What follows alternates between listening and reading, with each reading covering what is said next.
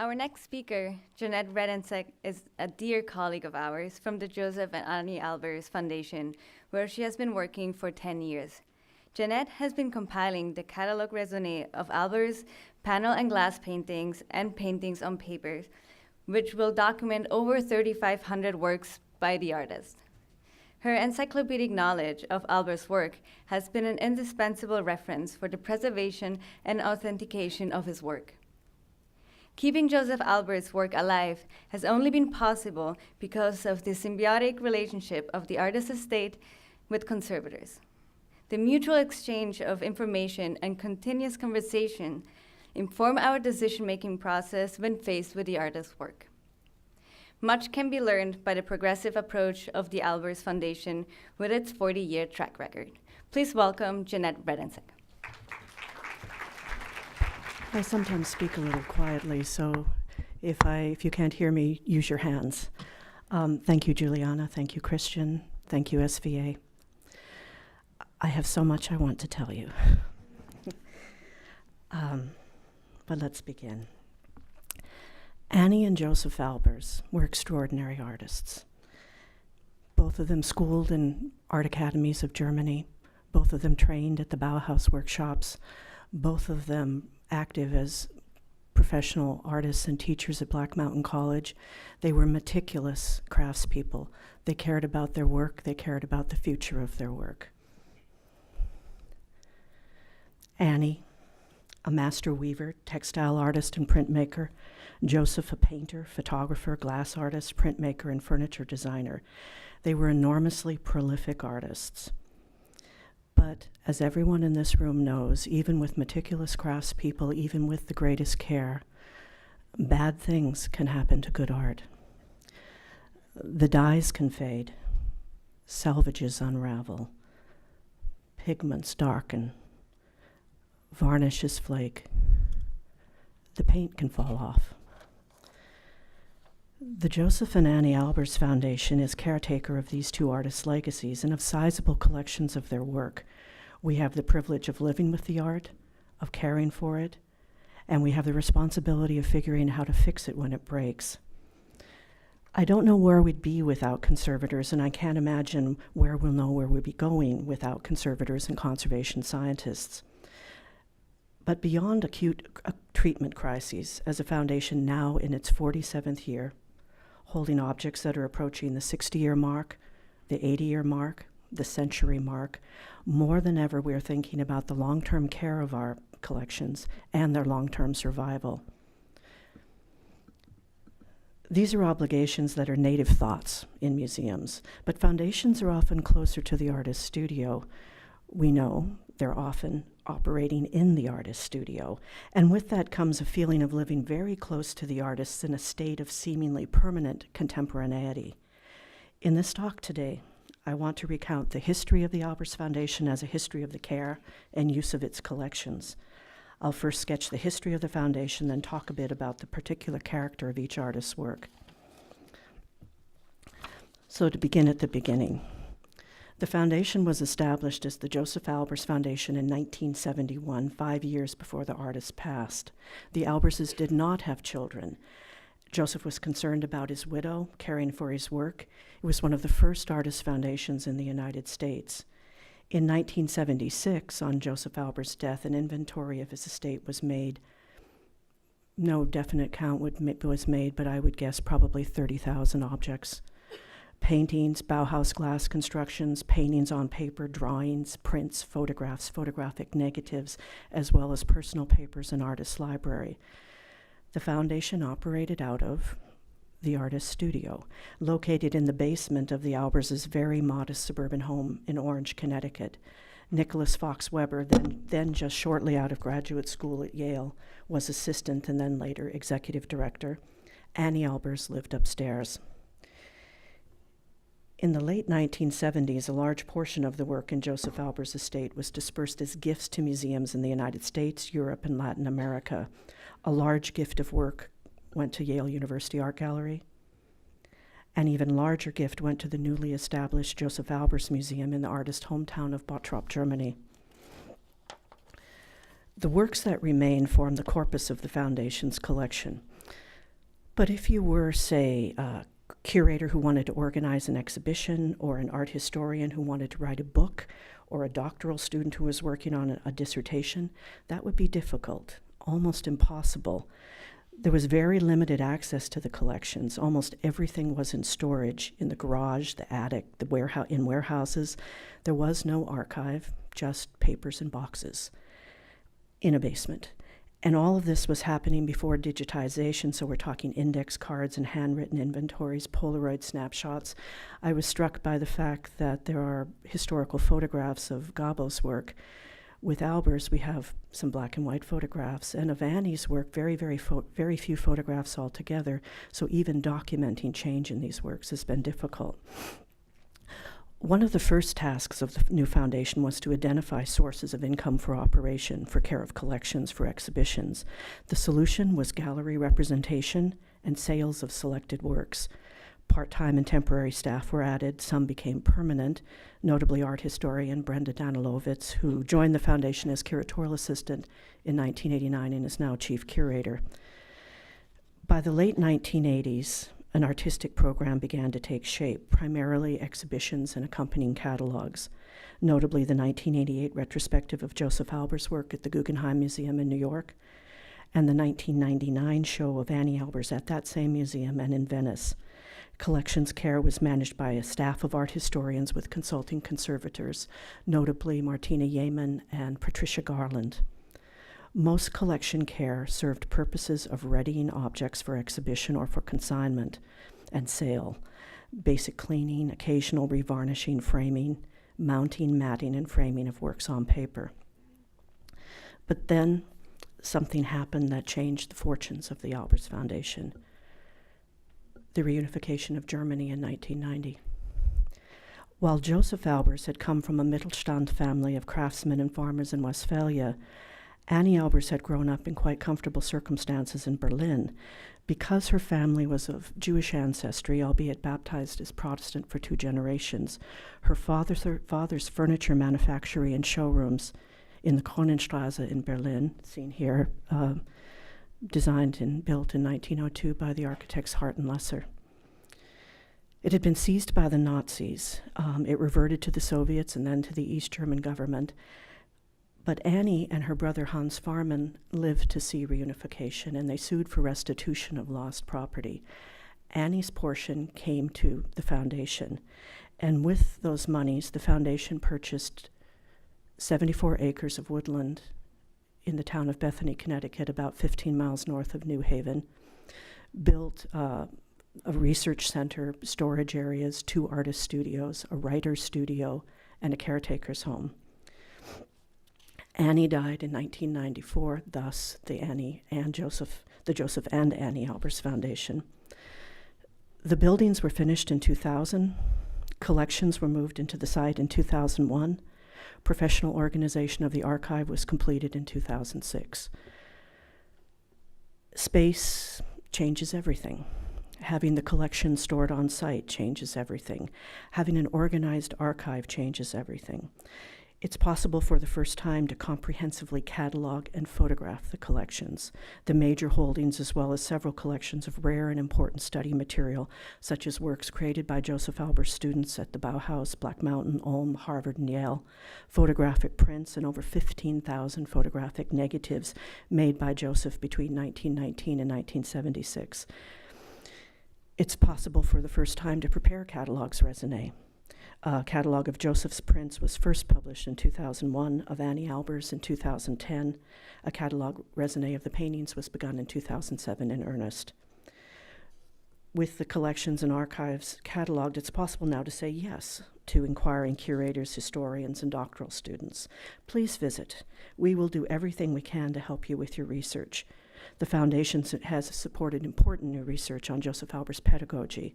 His reputation as a teacher is of long standing, but very little was known actually about how he taught and why he taught that way. But now there are significant, well-researched books about his educational philosophy. Similarly, the foundation has been able to support a number of projects on Black Mountain College as a pedagogical and social experiment and as a generative moment for contemporary art. Researchers using the foundation's collections have delved much deeper into aspects of the Albers' lives and work. Michael Senf in Munich, researching Josef Albers' works on paper. Jennifer Reynolds Kay at Yale, studying the Albers' pre-Columbian collections. Lauren Hinkson and her recent Albers in Mexico show at the Guggenheim Uptown. But with knowledge comes responsibility. We know much more about our collections, and so we know much more about what is happening to them as they age. We'll start with Josef Albers, about whom I'll speak at a little bit more length, in part because I know more about his work, but in part because the focus of research at the Foundation has been primarily devoted to his work and primarily to his paintings. As I said, I joined the Foundation in 2007 to work on the catalog Resonate, and I can tell you he was a very hard-working artist. 2,800 panel paintings, 2,000 of them homage to the squares, about 1,500 paintings on paper, and 63 surviving Bauhaus-era glass paintings.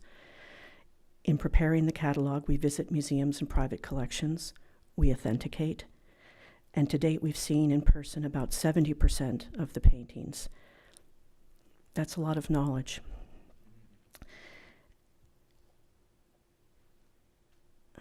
I should have been showing you these a little earlier. We'll pause for a second to look at them.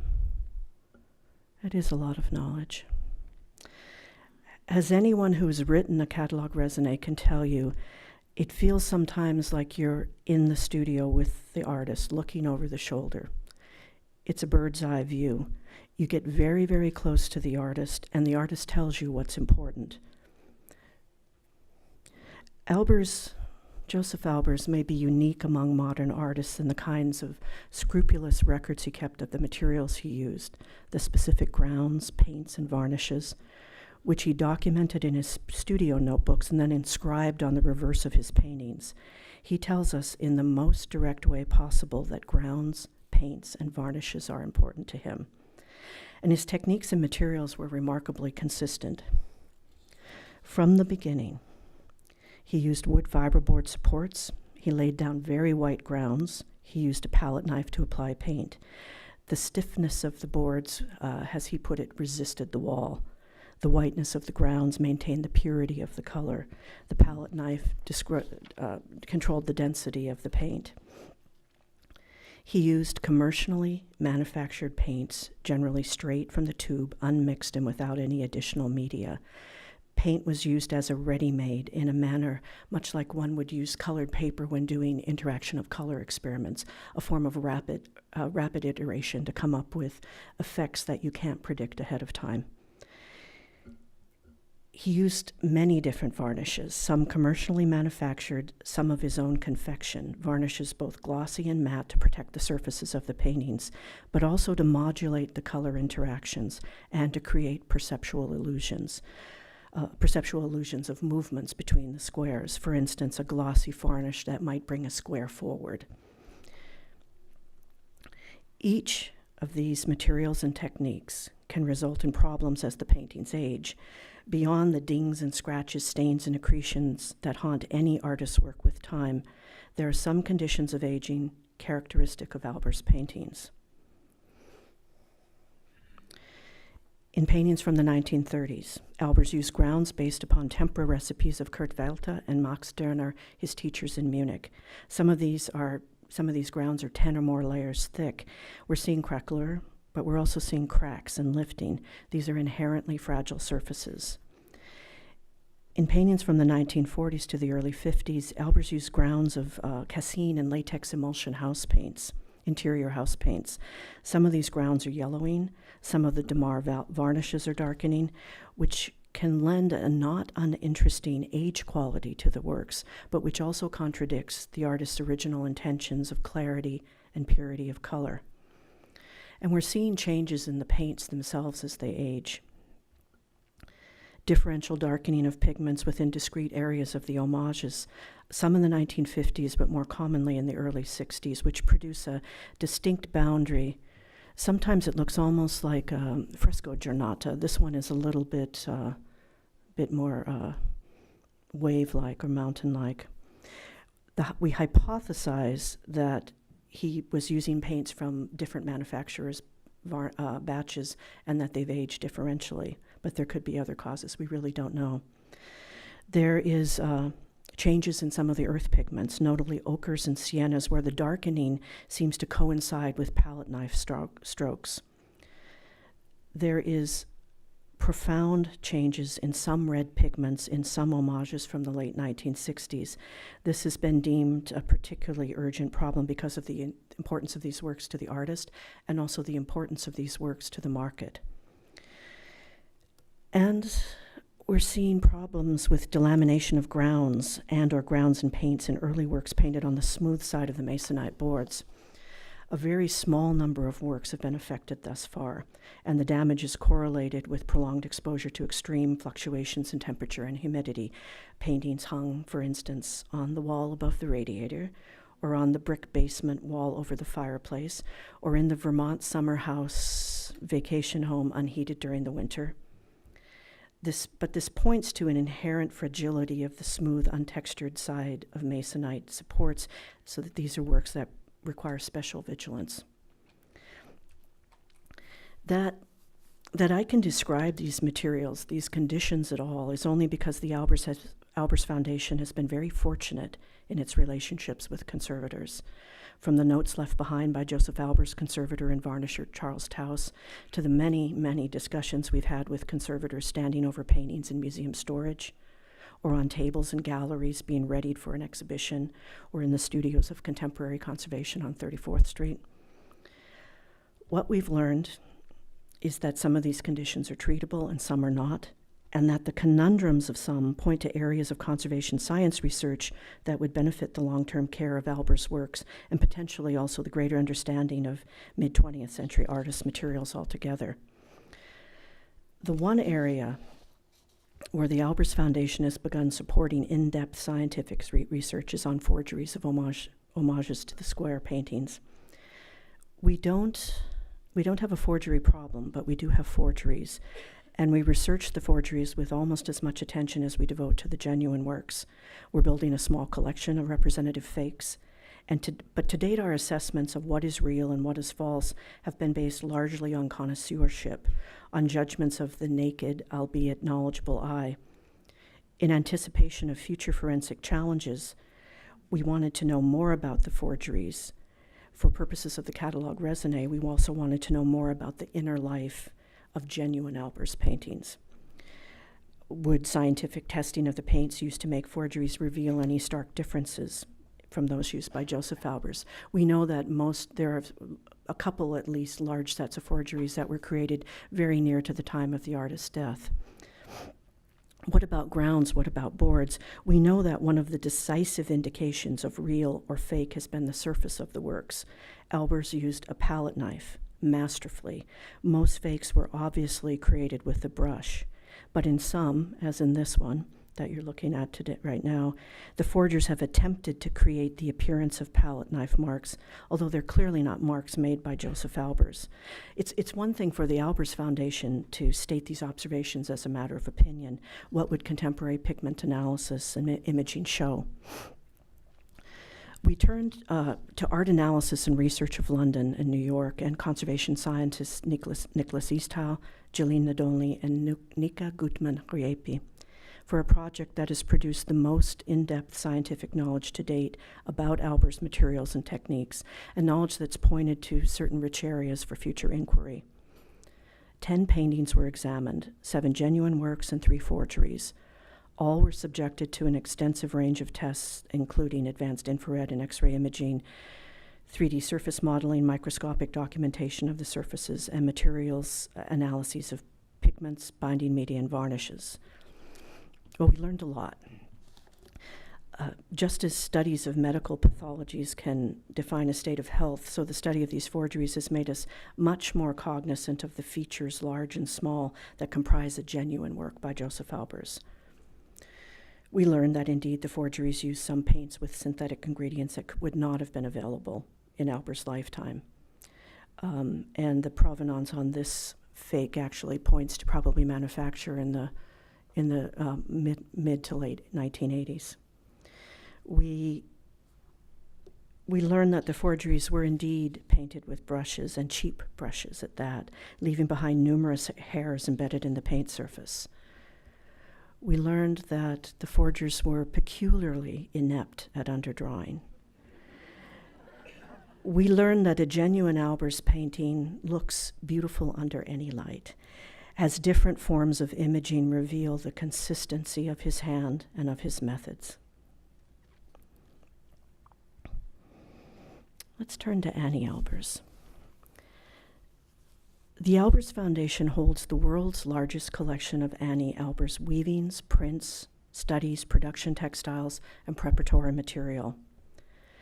We have major works from the period of her Bauhaus training in the 1920s and 30s, although I show you one here from Munich, as well as works made at Black Mountain and subsequently.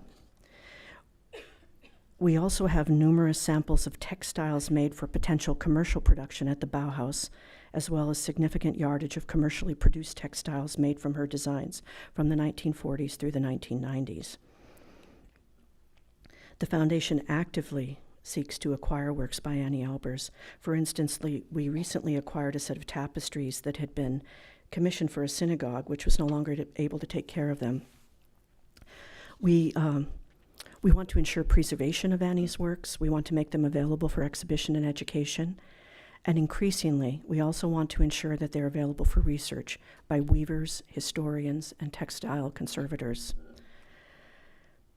I think of Josef Albers' paintings as these robust masonite figures striding across the globe, and I think of Anni Albers' weavings as vulnerable, damsels even, but they're not. They're extremely well made, and they've survived amazingly well, especially those that are in the Foundation's collection and in museum collections, noticeably the Museum of Modern Art, New York, Art Institute of Chicago, the Hirshhorn, the Corcoran, now at the National Gallery, and the Busch-Reisinger, now Harvard University Art Museums.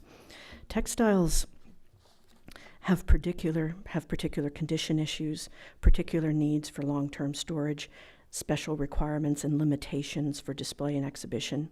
Trained textile conservators are a rare breed. The Foundation relies on consulting textile conservators and scholars, for most recently in preparing for a major retrospective, Sarah Loengard, who has worked with the Foundation numerous times in the past. And we seek help to identify fibers, to mend, and to remount works. Forces of gravity, humidity, and light. Fibers in many works are light sensitive. Anni used adhesives that have yellowed and cracked with time. Materials and fibers such as cellophane, silk, and jute can break down and are likewise very sensitive to light and humidity. And this is one of those instances where what one can ask, this is from a private collection, what color was this originally? We don't have any photographs. There's certainly no color photographs, and to date what we've been able to do is kind of peek under the backside to see where the sun has not faded the fibers. Meanwhile, the basic structure remains intact and quite interesting. The original mounts are inherently problematic. Fabric sometimes tacked directly onto plywood or basted on to burlap backing that is in turn stapled onto plywood with the artist's title, date, and signature inscribed on the reverse. But burlap and plywood are characteristic materials for Anni Albers and of mid-century and especially of Black Mountain. They're part of the meaning of the piece. These inherently fragile characteristics can be exacerbated by ownership history. There are works in private collections that have been displayed like paintings on walls for decades. Some glazed, some not. Sunlight, fading, heat, humidity, cigarette smoke. Everything you get with paintings, only this is fabric.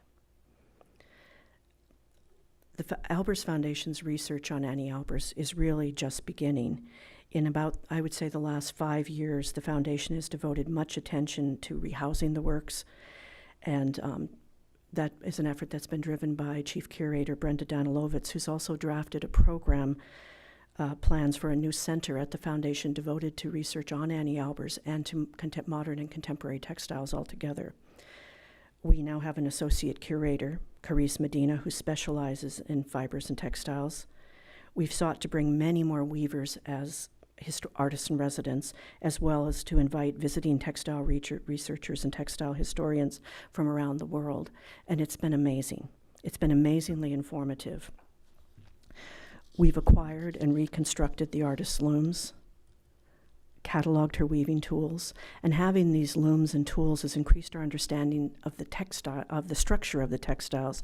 For instance, being able to identify works woven on the same warp. This background research has driven the recent republication of Anni Albers' book on weaving, the facsimile publication by Zwerner of one of her notebooks, as well as the Anni Albers exhibition this past year at the Guggenheim Bilbao. And the depth of knowledge will show in the retrospective opening in June at the Kunstsammlung Nordrhein-Westfalen in Düsseldorf, before heading later this year to the Tate Modern in London. Knowledge changes everything. One starts to see inside the weaving, see their structures, and see the brilliant originality of their materials and construction. See that there's a temporal, almost linguistic and communicative aspect to Anni Albers' work. She starts to look like one of the most interesting artists you've ever seen.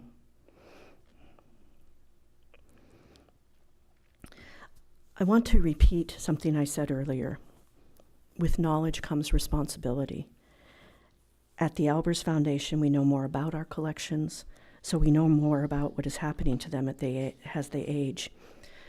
Without saying that the foundation is a victim of its own success, we have to acknowledge the impact of the canonization of our artists, and even more so in recent years through the monumentalization of Bauhaus history and more recently of Black Mountain College history. We are the caretakers of the legacy of artists who are sought after. We're happy to be known as an organization that is eager to lend to exhibitions, but we have some iconic works that have been lent so often they have the equivalent of permanent diamond status with the airlines. This raises the question about the responsibilities of artist foundations for their collections. Questions that the Albers Foundation, some 47 years down the line, is looking at under very different lights than it did in 1971 or 1976 or 1996 or even 2006. There are catalogs raisonné of the prints of the two artists. There's no published catalog of Josef Albers' paintings, nor of the drawings, nor of the photographs, nor of Anni Albers' weavings. We can recognize that when it comes to collections, foundations are different than museums. Certainly we support research and education. Certainly we have programming that advances educational and social objectives. But the distinctive character of self-financing means that when it comes to collections care and use, foundations are different than museums.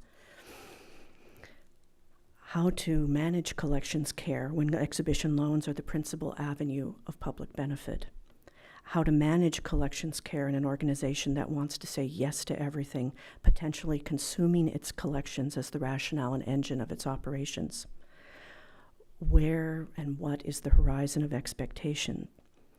How does an artist foundation transition from organization to institution?